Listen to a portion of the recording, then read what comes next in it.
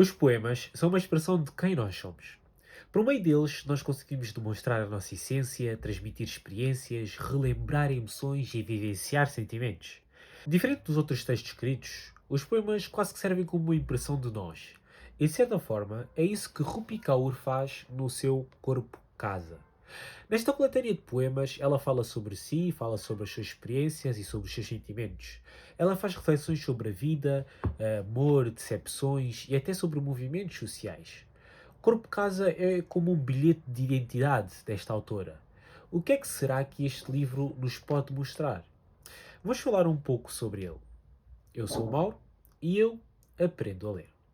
Hoje gostava de falar um pouco sobre uma autora que já li algumas vezes e que gosto bastante, Rupi Kaur.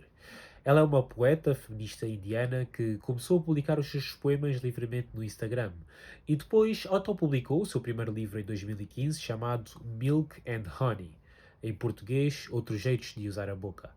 Esse livro fez bastante sucesso e muitas pessoas começaram a chamá-la de a nova voz da poesia contemporânea. Por isso, em 2017, ela lançou o seu segundo livro, que se chama The Sun and Her Flowers, ou seja, O Sol e as Suas Flores, e em 2020 ela lançou o seu último e terceiro livro, Homebody, Corpo Casa. Eu conheci a Rupi Kaur por recomendação de uma amiga minha que me incentivou a ler o primeiro livro dela, Outros Jeitos de Usar a Boca, e lembro-me que na altura eu gostei bastante da poesia dela. Lembro-me de ler o primeiro livro e achar que a escrita dela era bastante poderosa, direta e refletiva, o que me levou a ler o segundo livro, Milk and Honey, e também mais tarde a comprar este, O Corpo Casa, que é o terceiro livro dela. Lembro-me da primeira vez que eu li este livro, foi mais ou menos há 3 anos, em 2022. Eu gostei muito do livro porque a sua escrita naquela altura inundou-me e posso até dizer que foi bastante influenciado por ele na época. Contudo, agora, 3 anos depois, a minha perspectiva mudou um pouco. Eu gostava de partilhar com vocês então o que é que eu achei desta segunda leitura e como é que eu me senti ao ler este livro novamente. Pode-se dizer que este livro é uma reflexão de Rupi Kaur.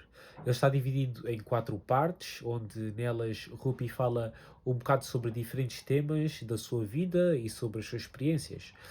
As 4 partes são mente, coração, descanso e despertar. E por meio delas, nós podemos ver, por meio dos seus poemas e da sua escrita simples, mas tocante, como é que Rupi expressa aquilo que ela sente. Na primeira parte, mente, Rupi fala sobre temas como ansiedade, depressão, abuso sexual e até mesmo saúde mental. Ela demonstra como é que a ansiedade e a depressão a afetavam e como é que ela aprendeu a lidar com essas situações. Podemos perceber que a certa altura da sua vida ela lidava com sentimentos de insegurança por querer dar sempre o seu melhor de si, querer esforçar-se para viver a vida de uma forma que ela achava correta. Contudo, ela demonstra o medo de decepcionar as pessoas que a rodeavam e de não estar à altura das expectativas. Por exemplo, isso é notado num poema, na página 25, onde ela diz o seguinte: passo a ler. Quero viver, só que tenho medo de não estar à altura da ideia que as pessoas fazem de mim. Tenho medo de envelhecer, medo de não voltar a escrever nada que valha a pena ler, de desiludir as pessoas que estão a contar comigo, de não conseguir saber ser feliz, de um dia ficar falida outra vez, que os meus pais morram e eu fique sozinha no final. Podemos ver aqui que existe uma certa insegurança da parte dela em não saber se irá conseguir alcançar o que os outros esperam e, de certa forma, o que ela também espera dela mesma. Uma das coisas que mais me impressiona na escrita de Rupi Kaur é a forma frontal e sincera que ela aborda temas como este, mas também temas como o abuso sexual, por exemplo. Ela fala sobre como é que ela sofreu abuso sexual na infância e eu penso que este seja um tema especialmente difícil e nem sei como é que ela tem, de certa forma, coragem para abordar este tipo de tema de uma forma tão direta neste livro e de uma forma tão clara. Por exemplo, notem aqui o que é que ela diz no poema, que está na página 26, onde ela fala de uma forma muito crua sobre este assunto. Ela diz o seguinte: ter sido vítima de abuso sexual em criança foi a mais confusa experiência da minha vida. Aprender o que era o sexo sem ter nenhum conceito do mesmo traumatizou muito mais do que consigo imaginar. Ter um orgasmo tão nova, ser ameaçada de morte, ser estendida, esmagada, mordida, cuspida, ter-me tornado mulher aos 4 anos, conhecer o medo intimamente, senti-lo ao respirar pelo meu pescoço abaixo, ficar paralisada, hirta, silente e ao mesmo tempo ser dona de toda a vergonha do mundo. É muito detalhada, muito objetiva a forma como ela descreve esta experiência. Esta visão, de certa forma, ajuda-nos a perceber o porquê de certas inseguranças e de certos problemas que ela apresenta no livro, que ela demonstra ter passado e demonstra ainda ter. Mas ainda assim conseguimos perceber que ela se sente, de certa forma, resolvida com este assunto. Quando mais à frente, por exemplo, na página 32, ela diz o seguinte: eu não sou os meus piores dias, eu não sou o que me aconteceu. Ou então, mais à frente, noutras páginas, 44 e 45, podemos ver como ela diz: tudo a que já sobrevivemos vive em nós. Não sou vítima da minha vida. Aquilo por que passei libertou em mim uma guerreira e tenho muita honra em ser essa guerreira. Ou seja, conseguimos perceber como é que estes textos nos demonstram que, apesar dela ter sido vítima daquele tipo de abuso, ainda assim ela escolhe deixar o trauma e seguir em frente. Então acho que esta parte focaliza muito nisto, nos problemas que ela já teve, que ela continua a ter, em como é que o abuso a afetou, mas ainda assim como é que ela conseguiu superar essa situação e tornar-se uma guerreira, como ela própria diz. Na segunda parte deste livro, que se chama Coração, Rupi fala sobre o amor. Ela fala um bocado sobre as suas experiências amorosas e também fala sobre a sua dificuldade em encontrar o amor verdadeiro. Por exemplo, eu acho muito interessante o poema da página 53, onde ela revela vários significados para a palavra ou para a expressão amo-te. Aqui na página 53 ela diz: às vezes, amo-te significa que quero amar-te. Às vezes, amo-te significa fico mais um bocado. Às vezes, amo-te significa não sair-me embora. Às vezes, amo-te significa não tenho mais para onde ir. Na maioria das vezes, quando nós dizemos ou usamos a palavra amo-te a alguém, nós queremos dizer que realmente a amamos. Mas aqui Rupi Kaur demonstra que por vezes nas relações que nós temos e que nós encontramos, nós dizemos amo-te com diferentes significados. Podemos simplesmente ter o desejo de amar ou até mesmo querer a companhia do outro, mas isso não significa que nós realmente amamos a pessoa. Na página 55, ela reflete um bocado sobre, por exemplo, uma relação passada que ela já teve. Ela diz: tentei que ele fosse o tal, e foram precisos 3 anos para perceber que o amor não funciona assim. Pá, 3 anos é muito tempo para perceber que alguém não é uma pessoa ideal para nós, mas isso reflete muito a jornada que a autora passou e que muitos de nós passamos quando gostamos de alguém de uma forma tão intensa que, de certa forma, nós manipulamos os nossos valores para que ela se encaixe neles, para que essa pessoa consiga ser o ideal aos nossos olhos. O que muitas das vezes não é o correto a fazer, e foram precisos 3 anos para ela ter-se apercebido de que isso não devia funcionar dessa forma. Contudo, podemos ver mais à frente, aqui na página 63, podemos observar que existe uma evolução no que diz respeito a este tema. Por exemplo, ela diz: foi preciso ter uma relação saudável para perceber que não devia ter medo da pessoa que amo. Aqui a autora demonstra já saber o que é que ela deve esperar de uma relação após ter tido uma boa experiência. Isso, de certa forma, mostra que houve uma evolução de uma pessoa que antes ajustava os seus padrões de acordo com a pessoa com que se relacionava, para depois ter percebido que isso não era necessário e que uma relação é mais do que nós esforçarmos o outro a ser aquilo que nós queremos, de certa forma. Um poema que eu gosto muito nesta parte está na página 66. Ele é curto, mas ele diz o seguinte: não sei o que fazer com um homem que quer ficar comigo para o resto das nossas vidas. Pá, isto é muito poderoso. Isto, de certa forma, é realmente. Eu gosto muito deste poema e gosto da verdade e da profundidade que ele tem com tão poucas palavras. Eu acho ele um poema bastante bom e bastante engraçado, porque de certa forma demonstra um misto de medo e entusiasmo ao receber uma certa dedicação e um certo compromisso da outra pessoa.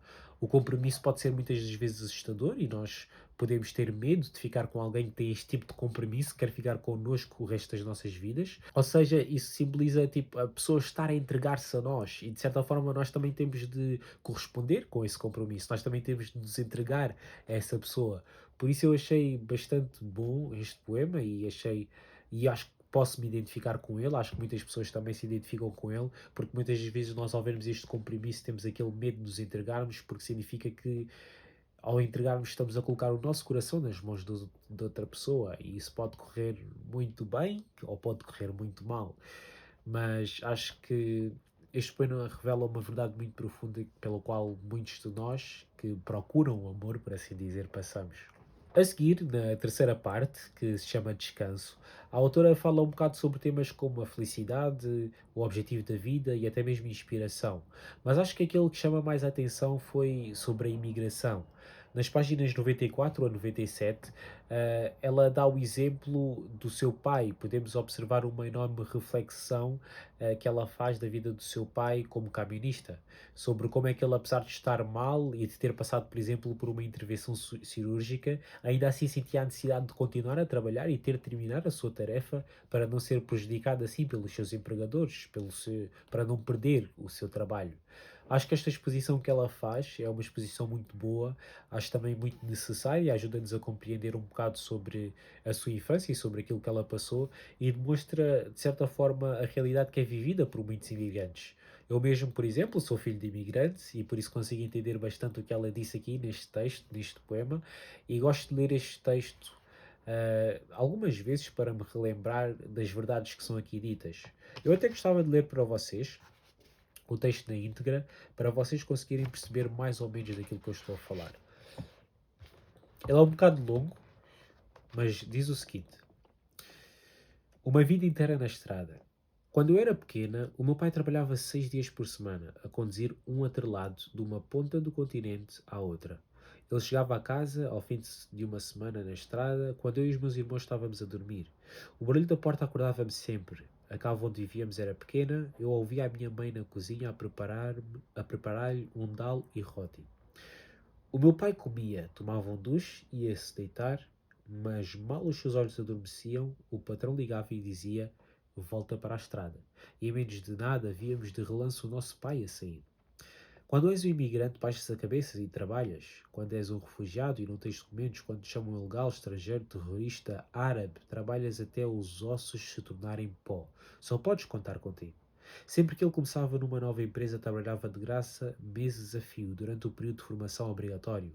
É engraçado como tinham de formar um homem que já tinha tirado todas as licenças, um homem com qualificações e muita experiência. Ao fim do terceiro mês de não levar um tostão para casa, o papá pedia uma compensação e eles ofereciam-lhe 5 cêntimos por cada milha percorrida. Há uns anos, quando transportava uma carga de Montreal para a Flórida, foi parar a um hospital. Alguns perdido na América, com o apêndice prestes a rebentar, quando a médica lhe disse que tinha de ser operado imediatamente. Ele olhou para ela e disse: não tenho dinheiro para pagar. Não pode ficar para quando eu voltar para o Canadá? Quando é que volta para o Canadá? Perguntou a médica. Daqui a 3 dias, respondeu ele. E ela olhou para ele com aquela expressão: deve estar doido da cabeça. Felizmente, ela não era daquelas que o deixaria arriscar a vida. Ela operou-o de graça nessa mesma noite. E sabem o que fez o meu pai logo a seguir? A ser cozido, saiu do hospital, subiu para o caminhão e terminou a entrega. Levou 3 dias a regressar a casa. Por que te sujeitaste a uma coisa dessas? Perguntei.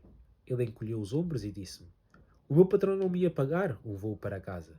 Onde é que eu ia deixar o meu caminhão? Não podia voltar para casa com o caminhão cheio de peças de automóveis para entregar e arriscar-me a perder o emprego.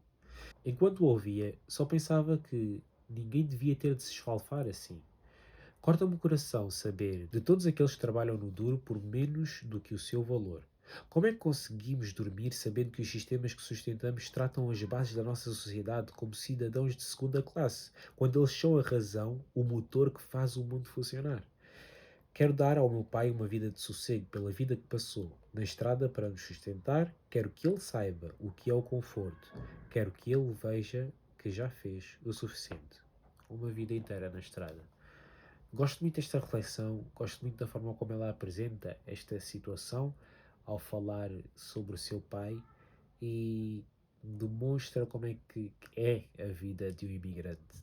É sobre isso. A quarta parte chama-se despertar e é o que realmente indica um despertar. Aqui Rupi fala sobre o povo indiano, fala sobre as suas dificuldades, por exemplo, o que eles passaram quando houve o genocídio dos seguidores de Sikh. Ela fala um pouco sobre política, fala um pouco sobre feminismo, mas acho que o tema que mais se destaca nesta parte é o desenvolvimento pessoal e a aceitação, principalmente mais voltada para o sexo feminino. Ela reforça a ideia das mulheres terem de acreditar nelas e até mesmo de como é que ela é um produto de uma influência positiva das várias mulheres que teve na sua vida. Podemos ver isso, por exemplo, no poema da página 159, onde ela diz: consegues ouvir as mulheres que vieram antes de mim, 500 mil vozes, a ecoar através do meu pescoço, como se isto tudo fosse um palco construído para elas. Não sei dizer que partes de mim sou eu e que partes são elas. Vês como tomam conta do meu espírito? Sacodem-se das minhas pernas para irem fazer tudo aquilo que não podiam fazer quando eram vivas. Podemos ver como é que ela se sente influenciada pelas mulheres que fizeram parte da sua vida, mas também como é que ela carrega o esforço e a luta de milhares de mulheres que viveram antes delas. Outro poema muito interessante está na página 169, onde ela diz: faz questão de te amar a ti mesma, tanto quanto amas outras pessoas. Então ela aqui reforça a necessidade de existir uma base de amor próprio, das mulheres aceitarem-se, construírem este amor próprio. A forma como estas palavras são escritas mostra-nos que ela própria também teve de passar por esse processo. Nós conseguimos observar que não são simplesmente palavras que são da boca para fora, mas podemos ver que ela também teve de aprender esta lição, a aprender a amar-se a si mesma. A vida não é só dar, dar, dar e não receber, nós próprios também temos de receber, e muito daquilo que recebemos vem de nós construirmos uma forte base de amor próprio em nós. No final desta parte, na página 182, ela diz: não estás só estarias se o teu coração não batesse mais e os teus pulmões não se elevassem e a tua respiração não insistisse. Como é que podes estar só se uma comunidade inteira vive dentro de ti? São palavras muito bonitas e eu acho que elas demonstram a luta e o esforço de Rupi Kaur para se transformar e também são uma frase de incentivo para todas as mulheres que se sentem sozinhas no mundo. Então, o que é que eu achei deste livro? Bem, no geral, eu acho que o livro é bastante bom. Eu já vi muitas críticas com respeito ao livro e com respeito à escrita de Rupi Kaur, a dizerem que isto não é basicamente poesia de verdade e qualquer pessoa consegue fazer isto. Contudo, eu discordo um pouco. Apesar dos poemas serem bastante diferentes daquilo que nós estamos habituados, do que podemos chamar poesia tradicional, ainda assim consigo sentir bastante identidade e sentimento nestes textos. A escrita da Rupi revela bastante sobre ela e mostra-nos muito sobre a sua forma de pensar e também ajuda-nos a conhecê-la de uma forma melhor. Penso que há 3 anos atrás, quando eu li este livro pela primeira vez, eu senti muito mais tocado por ele do que agora nesta segunda leitura. Talvez o crescimento que sofri ao longo do tempo fez com que me distanciasse um pouco das questões que são abordadas no livro, que apesar de serem bastante emotivas e sentidas, de certa forma em alguns aspectos são demasiado simplistas, ao meu ver. Ainda assim, é uma leitura bastante boa, eu recomendo-a para todas as pessoas que gostam de poesia, afinal são mais ou menos sensivelmente 1 ou 2 horas de leitura, no máximo, porque este livro é bastante simples e bastante rápido de se ler. Quem gosta de poesia muito provavelmente pode entender, pode sentir aquilo que Rupi Kaur está a dizer e também possam ver se este tipo de poesia ecoa nos vossos corações. E é basicamente isto que eu tinha para falar, gostava de falar um pouco sobre este livro, gostava de vos apresentar este livro. Eu gosto muito de poesia porque eu também gosto de escrever poemas, talvez um dia partilhe aqui com vocês, e então gostava de partilhar a review sobre este livro. Espero que vocês tenham gostado deste vídeo. Se vocês gostarem, não se esqueçam de deixar o like, comentem aí em baixo o que acharam e subscrevam também para verem mais conteúdos como este. Como sempre, eu sou o Mauro e eu aprendo a ler.